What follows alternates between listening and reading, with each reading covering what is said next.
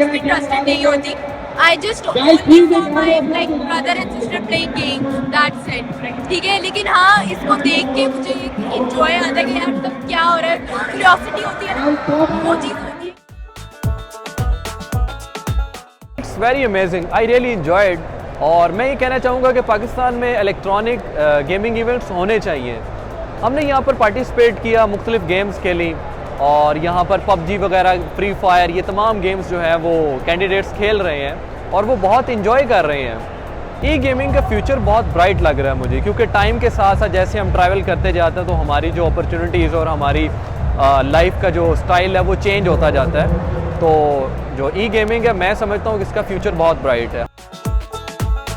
हमारे आजकल के जो टीनेजर बॉयज हैं और गर्ल्स भी बेसिकली वो गेम्स में बहुत इन्वॉल्व हुई है। तो ये बहुत अच्छी बात है कि हम इंटरनेशनल लेवल पे जाके अपने ही पाकिस्तान का नाम।